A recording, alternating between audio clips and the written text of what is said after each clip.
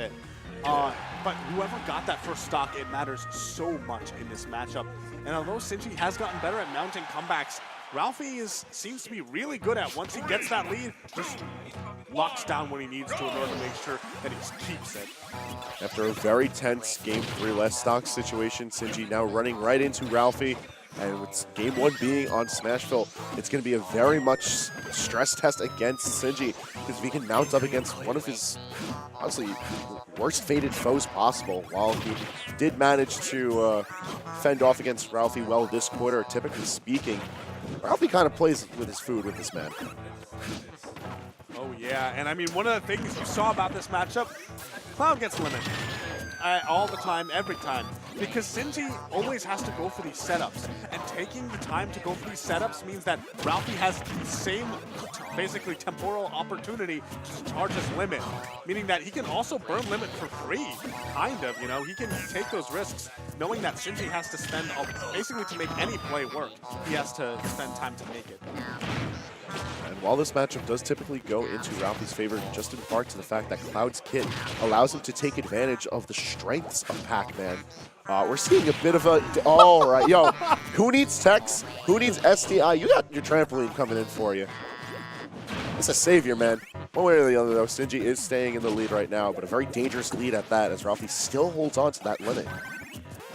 Yeah, and it'll be crucial to see whether Sinji can even find a way to net this stock. The bell comes out. That'll definitely be one of the tools he can use. We haven't been seeing much key use today from Sinji. You know, but right now, maybe we're going to be seeing a little bit more of that. Yep, key is on deck. And it goes away just like that. You got what you wanted, but that's all you see. Why did it go through him? Yo, Pac-Man things. Did you see the little shuffle of the Buster Sword? Or the Fusion Sword in this case. But it just goes to show that Ralphie is so incredibly aware of how his movement needs to be and how ready he needs to be to pull that trigger, as the limit climb hazard out of shield is going to be netting Ralphie the first stock of the match. Yeah, and it's 126% onto Sinji, onto Ralphie rather, at this moment. But that means that he has a lot of rage, and he's able to dish out all of this damage with one opening. This is where it can become really rough for Sinji to try and mount a comeback when he has to think about not only how to get the kill, but how to avoid taking a monstrous amount of damage in the process. Sinji able to get his feet down on terra firma. However, a misplay is going to be leading to Ralphie getting a hold of the apple bonus fruit. And even with the limit, Slow. He couldn't catch him. He's looking to take this man. However, Sinji is going to be setting him back up with the trampoline, not looking for any early deaths. However, the up chuck is not going to be enough. Okay, right now 171% onto Ralphie, but he's still sitting kind of comfortable. He knows that basically in order to take this stock, Sinji has to get a read on him. The situation hasn't changed much, but there we finally see it. There's one less stock over there for Ralphie. And although Sinji has taken 90%, there's a lot of time on the clock. He can still play patiently. He just needs to focus on, you know, whether he's able to get those combos off. And from Ralphie's perspective, he just needs to keep on putting on the damage and find the kill once Sinji gives it to him. But he can't try and reach too hard. Sinji trying to use a lot of these jabs right now, just going for what he can to damage Ralphie, keep him out of his space. He knows he's sitting in a very dangerous situation right now. Pac-Man looking at tons of peril and a limit cross slash, and it's going to be what's carving out game one in favor of Ralphie. Yeah, you see right there just the way that Ralphie was playing so carefully, knew that he had the lead, knew that there was a certain point where Sinji had to be scared of so many of his options. And at that point, basically, he was able to just like really command the pace from that moment on. Sinji swapping out the armbands on Pac-Man as we move forward into the set.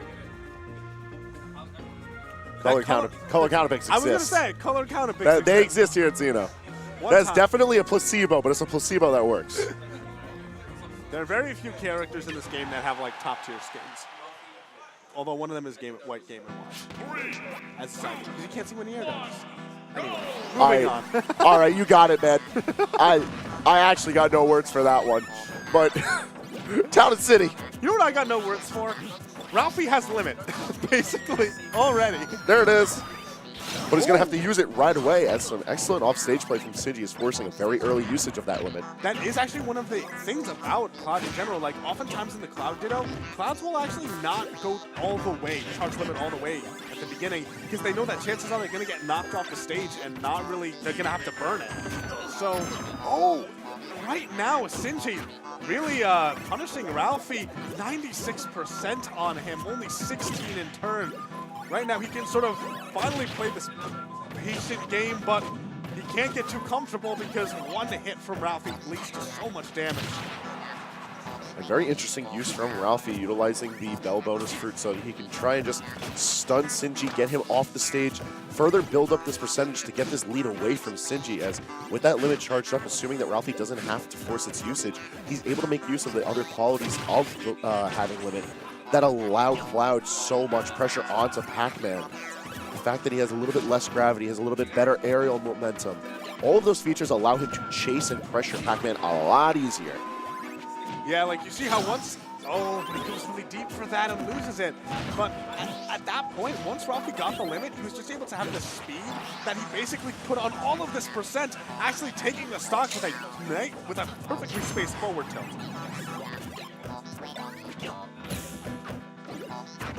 Ooh, right, nice pressure there from Sinji, rolling out of the way.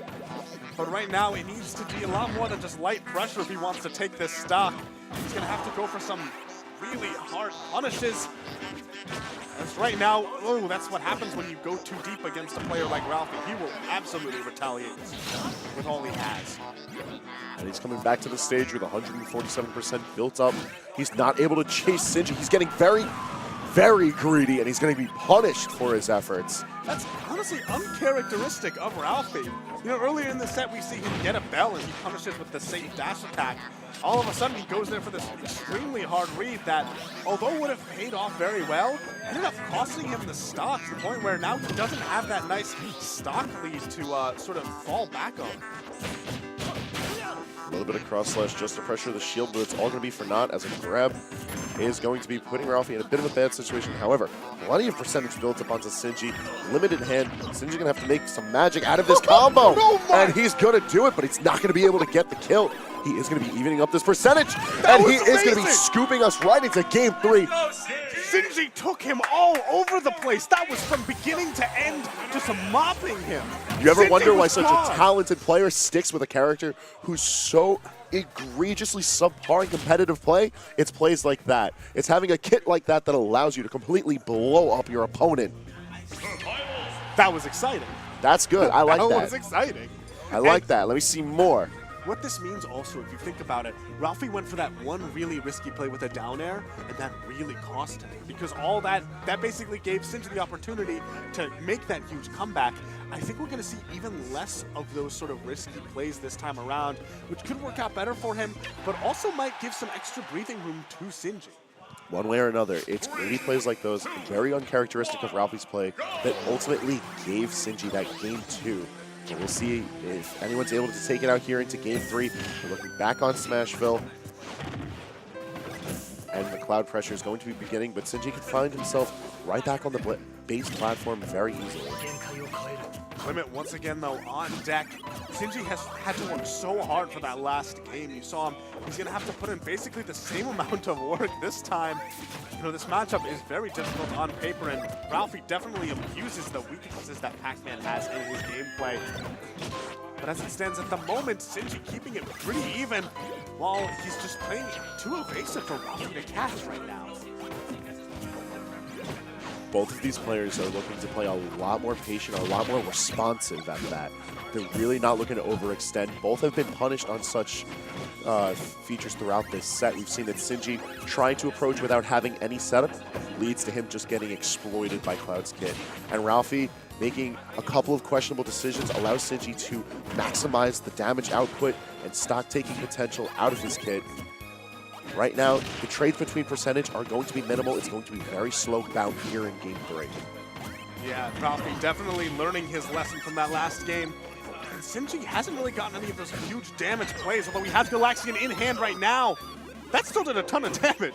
That did. You can't sleep on the fact that Galaxian just goes kind of nice. I don't want to speculate too much, but I think that Sinji did that, and that forced Ralphie to DI away into more hits of the Galaxian. I would not be surprised if that's actually what Sinji did right there, which is Mensa.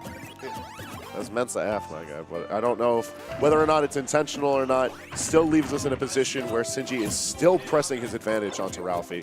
Ralphie is not looking to snap at the weakest moment he gets. In fact, it's going to be the YOLO hitbox from the very furthest reach of the final slash of Limit Cross Slash that lets Ralphie completely rob Sinji of that stock. And if you're Sinji, that can really affect you mentally. I mean, granted, Sinji has eaten 1,000 of those in his lifetime, but when you're on such an important tournament stage as this, that sort of thing... Let's be real, man. Ralphie's calligraphy was looking messy. Those are some thick lines right there. Well, at this point, Sinji just has to deal with it as he's already taken 63%. You can see that the momentum he had before, and that's it. He's gone. What happened to that stock? Sinji got absolutely blended in Game 3. Unfortunate circumstance for him as he had a valiant effort getting up to this point, but Ralphie asserting that this is his path to victory tonight. He already won this tournament. He's just looking to prove it.